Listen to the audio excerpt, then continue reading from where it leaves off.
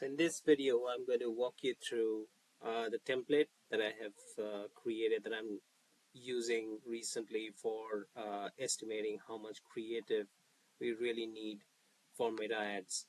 So obviously creative testing is one of the most fundamental requirements in order to scale meta ads profitably. We need that, we know that we need creatives, but just how many? That's an important question, and I think it's a burning question for a lot of meta ads media buyers, and that's why I've decided to make this tutorial that that's really going to help a lot of media buyers. So obviously there could have been multiple approaches, but the approach that I have taken is the one that I'm going to talk about, and I think it can be helpful. So you see here that I started with metrics, which are which are budget first of all. So this is of course a very important input or ingredient in this entire mix. As you would understand, it's kind of obvious. Your budget is going to determine in a big way how much creative you would really be able to test. The CPM, the impressions. So this is actually the actuals or the numbers, and in terms of testing, what I have taken here is 25% of the budget. So this again is just it has been earmarked at 25%, but this could be different for your case. But typically we have seen that you should be testing at least 25%. Again, that depends on the budget. So 25% of the month's budget has been allocated to testing, because without a significant amount of testing, you would not be able to actually scale the account, and you will not be able to generate new winners, because it has become very difficult now on Meta to continue using the same creatives for a very long time. In some cases we see that happens, but in a lot of the cases the performance starts dipping very fast, and especially when you try to scale, things fall flat and you have to try out newer angles, hooks, or newer approaches to creatives. So so 25% of this, and then we have calculated the CPMs and all the other metrics accordingly. And a very important metric, of course, is the max CPA. So that remains constant, as you can see. So that's like the target. You can say that's like the break-even CPA, because beyond that, it's just not going to be profitable, given the AOV of the products. So that is how the metrics look like. Now we obviously have a couple of testing frameworks. So not frameworks, but rather a couple of testing scenarios. So that depends on the totals. That really just varies by the budget. So 100,000 here and 250,000 here. In terms of this is all in dollars, by the way. So this is the budget that was allocated, and this was phase one, or the scenario one testing, and that's the testing budget here. So we have the daily budget, which is simply divided by 30. So we are talking about the daily budgets, and this is the monthly testing budget. So again, the testing budget divided by 30 gives you the daily testing budget. And we'll see in a moment why this is important. I'll come over to the calculations. So the first calculation is really the number of campaigns, and so the way we'll do this is go through the number of campaigns and then the number of ad sets, and then actually come to the budgets, and from there we'll go to creatives. So if you look at the way I've done this, I've split it into ABO and CBO. But if you look at the way the actual calculation has been done, it doesn't really make a difference here in this sheet or template whether or not it's ABO or CBO. So I could have easily clubbed these two together and clubbed these two together. So total number of campaigns and total number of ad sets in the account. The reason I've done this is initially what I've done is I had introduced a sort of a markup, you can say, for CBO campaigns, or rather a markdown for ABO campaigns, because for ABO, or for CBO rather, not all the ad sets are actually going to get an equal amount of spend, right? There's only going to be spend possibly for some of the ad sets, but this again varies from account to account. But generally speaking, for your account, you can earmark a certain percentage of budget that's actually going to be allocated to only a certain percentage of ad sets. So using that logic, you can actually you know have a markdown on the daily budget per ad set. Okay, so that is something that I've left as an exercise because it varies so much, so widely on an account by account basis. I've just not included in this calculation, but I have left room for that logic as well by introducing the concepts of ABO and CBO, because for CBO you obviously control the budgets at the campaign level. So what happens typically is that if you have a significant, I mean, usually you don't should not be having too many ad sets, but if you have quite a few ad sets, often times what happens is, especially if you have cost caps, that not all the assets actually get equal amount of spending, or you may not even have allocated budgets that way. So for the ABO campaigns, on the other hand, you can expect that most of the assets will spend, and obviously depending on the budgets that you've allocated and all of that. So again, this is obviously trying to come to a generic sort of a picture. It will vary from case to case. The ad sets will have different budgets as well, but then we are trying to come to an average number so that we can arrive at least at some sort of approximate figure as to what would be the creative requirement. Because without having a clear picture of how many creatives to test, we'll just be shooting in the dark. So the total number of creatives here in this phase, so the number of campaigns have been more or less kept, as you can see, have been kept the same. Again, you can increase the number of campaigns depending on your budget. So the budget has been increased quite a bit. So if you want to test more campaigns, you can also increase that there. For instance, if I just change the number, as you can see, the total number of ad sets will increase, and the daily budget per ad set will also change, right?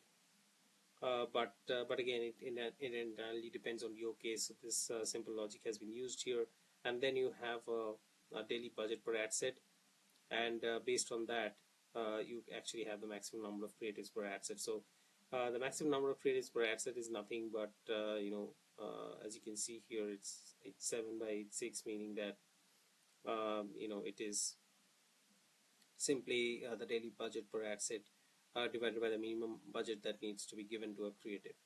So that is ultimately going to lead us to the maximum number of creatives per ad set, and then the total number of creatives, because that's going to be multiplied by the total number of ad sets. So that's basically the simple logic here. But there's a very critical thing that's going on behind the scenes, and that's essentially this particular metric here, which I've highlighted in red. And this is where we have to move away from the simple math that we have been doing here, just divisions and percentages. Here we have to take resort of statistics, because the minimum daily budget that needs to be given to a creative, this initially what I had done is I had taken a certain percentage of the max certain percentage of the max CPA, because you would need at least a fraction of the CPA to be spent to every creative. That was my logic, and I did find that in this specific account from which this data has been actually taken, this is actually very close to real data. It's just rounded off, but it's very real actually. And there I had seen that the minimum daily budget that I really thought that should be assigned, and I saw that it's actually working out that way. The math um, was working out, was CPA divided by 3. So 1/3 of the CPA was to be the daily budget that had to be given to a creative. But this was not based on any statistical analysis, or it was not a mathematically sound approach. Instead, what I have taken here is a statistical significance approach. So that, of course, is a statistical method, and it's a robust methodology. And this gives, of course, a much higher number. So you have to give a minimum daily budget to every single creative, $383. So you do understand that that's a lot of money. So obviously, there are ways to lower this. We'll come to that. But let me just quickly also show, how this was arrived at. So this is basically the calculation for the minimum daily budget, and this is based on the concept of the sample size calculation. Okay, so the minimum daily budget here, basically we were trying to calculate in this case the minimum detectable effect which is or the MDE. So we wanted to know how many conversions really would be required in order for everything to be statistically significant. And once we had the data, it was going to be easy to get the daily budget, because we had information on clicks, impressions, CTR, and conversion rate. So we had the daily budget from this calculation, which is the calculation for sample size, and this is given by this includes things like Z score, the margin of error, which is this epsilon here, and the proportion of the population. Proportion of the population simply means how much it's essentially a way of pointing out how representative the sample population is of the sample is of the entire population. So this is the sample size calculation, and based on this calculation, we have arrived at the minimum daily budget required for every creative. So as you can see here, it is being run at a 95% confidence interval, which is the same as saying the margin of error is 5%, plus minus 5%.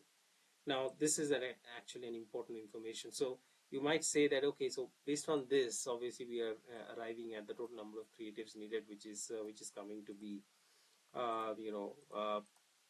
and 5.44. So you might think that, okay, this is actually very restrictive, because you know this is coming out to be too few. We just need more creatives than that. In the entire month, you cannot just say that we just have 2 more creatives. So in order to do that, therefore, you have to reduce this, right? So this, of course, as you can see, is taken directly from here. But if you just replace it and you just have a random number, so suppose you were to reduce it, you will see that this also goes up. So you will be able to test more creatives, and you would be required to test more creatives as well in that scenario. So what exactly is happening here, therefore, is the fact that your main metric that you need to control in this entire creative testing frequency is the minimum daily budget for a particular creative. How much is required really? And in order to reduce this, as you can see, so whenever you're looking at statistical significance, it typically gives you numbers which are pretty stiff to achieve, but these are usually defined within certain limits. So there are statistical assumptions.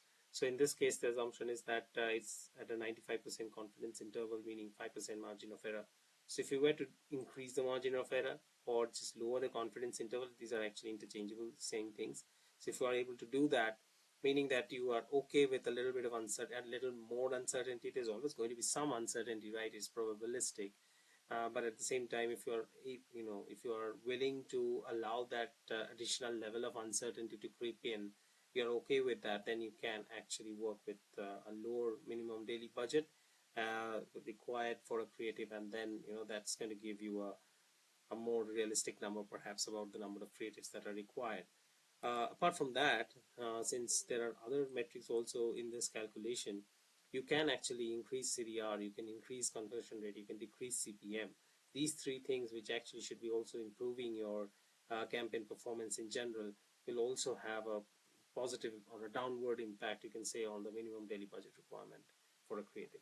So that's also another way, interestingly, and this is going to also help you to optimize your campaigns in a more effective manner. So the only other way you can I can think of statistically speaking, is to actually lengthen the campaign duration. That will also help you to a certain extent to minimize the minimum daily budget requirement for a creative. So this is what I had to present. This is a neat little technique, I think, because I have not found, I've read so many good discussions, I've read so many good, gone through so much good stuff, including articles or LinkedIn posts or Twitter shares or even YouTube videos, but I've not really come across creative testing frequency or creative testing, the actual requirement for creative testing in a mathematical way. Most of the discussion tends to be around the strategy of it, which is also very useful, of course, but it's not useful if you are trying to find out or figure out exactly how many creatives you need to test. That's why I wanted to create this mathematical framework. I have worked on this, and I have actually got results from it. It's given me the right direction. And like I said, I have played around with it. I have also tried to incorporate the ABS-CBO thing that I was just talking about. So if you need to know more about that, if you need to know how you can just make a tweak in that, that's going to be the advanced version of this sheet. Just get in touch with me. I'll definitely help you with that. And there can be other things that can be incorporated, by the way. So as you can see here, there's no mention directly, or it's not used at least. Things like ROAS. So we do have conversion rate. Of course, some conversion metric is there, but we haven't used ROAS or any direct performance metrics into the calculation for daily budget. So that can also be incorporated. We can try and link that and sort of try and have a more comprehensive metric that will give us a better picture of the actual requirement. So hope this was useful.